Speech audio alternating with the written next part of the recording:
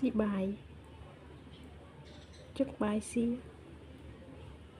chuột mọt tiệt bài chuột mọt chú ai đã tè ai tiệt chơi vậy xì nắng chú nắng mua mi cái mập chạp chơi